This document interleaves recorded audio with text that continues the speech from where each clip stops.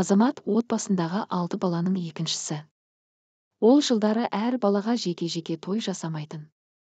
Ағасы Асан шаңырақ көтермекші болғанда, ата-анасының бір оқпен 2 қоян атамыз дегеніне көніп, 2-3 айдың ішінде Азамат та үйленуге мәжбүр болды. Әскерден жаңа келген жігіттің кездесіп жүрген қызы да жоқ. Жан-жақтағы ағайын туыстың барлығы Азаматқа лайық қызды іздеуге қауырт кірісті. Алыстағы бір жолдасының қарындасы Жанатты жігіттің теңі деп шешіп екеуін таныстырды. 1-2 кездесуден кейін тамыздың тамылжыған күнінде Жанатты алып қашып келін етіп түсірді. Бәрі жаман емес. Жанат өзінің келіндік борышын атқарып, туған туысқа жағуға бар ынтасымен кіріскен. Ата-анасының еншісін алып кеткен жас отбасы пәтер жалдап, ауылдастарына сол үйдің моншасын жағып, тиын-тебен тауып, біреуден кейін, біреуден ілгері өмір сүріп жатты. Бар қуаныштары өмірге келген ұлы мен қызы. Күндер соңынан күндер, жылдар соңынан жылдар жылжып өте берді. Алматыда тұратын туысқан ағасы Азаматты жұмысқа шақырған болатын. 2 қолға бір күрек тауып, тиянақтылығымен көзге ілікті. Табысы да жақсы. Сырт көзге бұл отбасында барлығы дұрыс сияқты көрінетін. Бірте-бірте олардың да сыры ашыла бастады. Семіздікті қой ғана көтереді деген рас екен. Жанаттың мінезі өзгеріп, туған туысқа сыйластық дегенді мүлдем жоғалтты.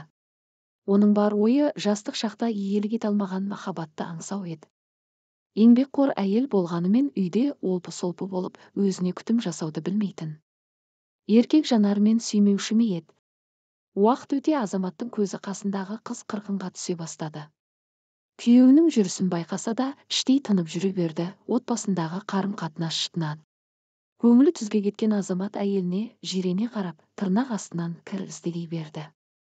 Осының бәріне куә болып жүрген қос құлыны әке мен ананың махаббатына зарығып, екі ортада солар зардап шеккен. Ал ерлі зайыптылары бұл уақытта бірін-бірі кінәлаудан арыға бара алмайтындай халге жеткен. Үйге келгенде алдынан күліп шығатын, жылуын шашатын адамның жоқтығынан еркегінің аяғы ол жаққа тартпайтын. Әйелі өз жағынан ешқандай қателікті көрмейді. Жарының басқа әйелмен көңіл жарастырғанын біле тұра, дер кезінде отбасын аман алып қалуға ешқандай шара қолданбай, 5-6 жыл өтіп, жағдай әбден ушыққан сәтте ортаға ағайындарды.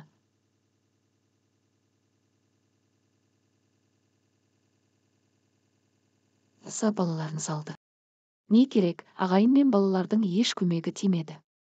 Ақыр соңында 2 жан ажырасып, 2 жолға кетіп тынды. Азамат өзгемен бақытты да баянды өмір сүруде.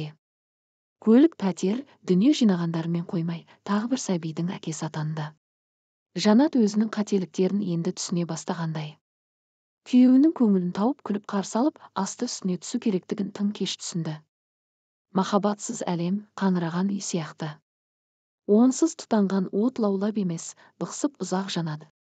Не жылуы жоқ, не айналасына сүйкімі жоқ, жер әлемді жағымсыз иісімен жаулайды.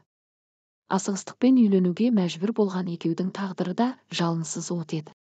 Сол себепті уақыттарында бақыттарында жоғалтты. Дәл қазір Жанат алып қашудың құрбаны болғанына налиды.